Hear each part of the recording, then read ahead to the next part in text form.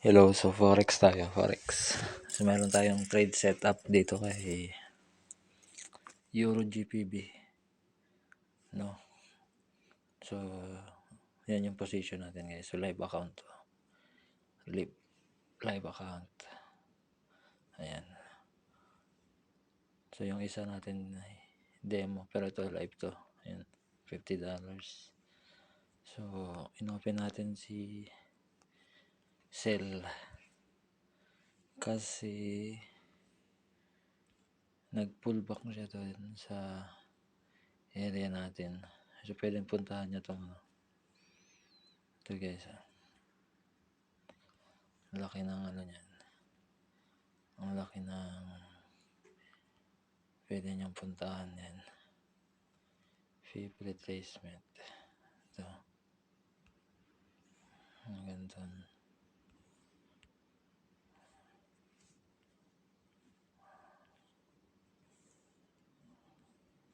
Ayan.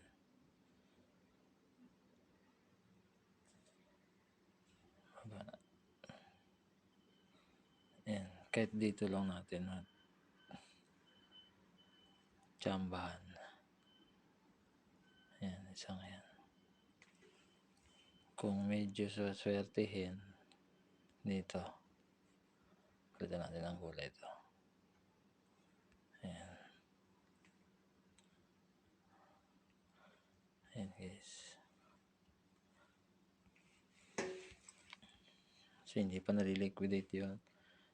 Ang time frame natin is 1 week.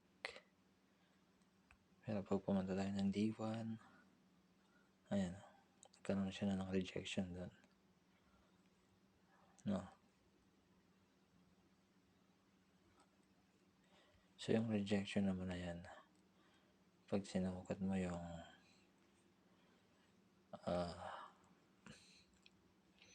retracement niyan,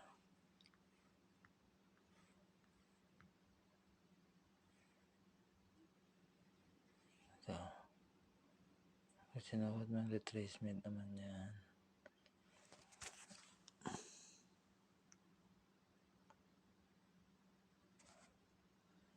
medyo hindi natin, kasi mobile lang to guys. Ayan sakto dun sa 61.8 yung kanyang pag-reject. Ito dito. Palitan natin ang green. Dun sa green tapos dito yung isa. Ito yung sa cell. Palitan natin ang kulay.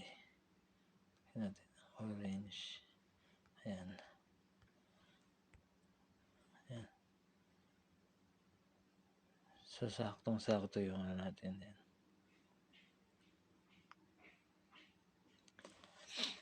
Pagpasok.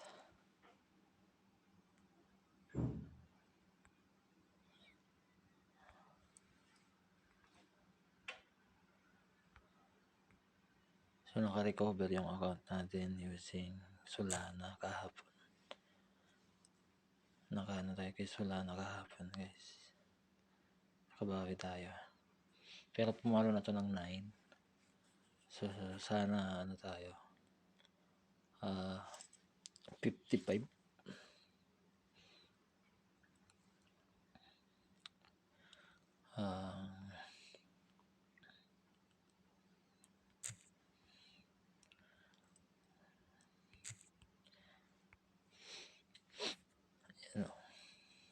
So, natalo tayo kay Solana. Natin. Pero binawi natin yan. Ito yung initial deposit natin ng 12/22/2024. So, ayan. Live account to guys.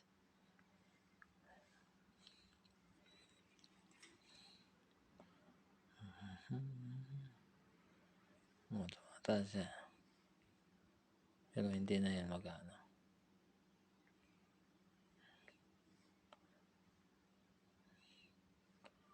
Kasi ito na yung niya medyo yan natin tong baka mamitik pa nga ano. Itaas-taas natin ng konti. Ayan. Taas-taas natin. Ayan.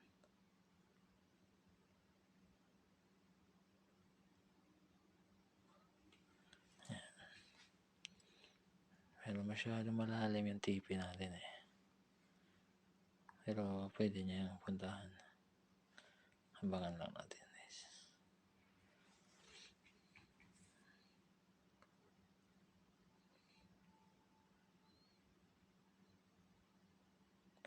Hihina yung euro eh. Reject. So abangan natin setup na to guys. Real account to ah. Tapos yan, negative tayo. So stop ko muna yung recording. At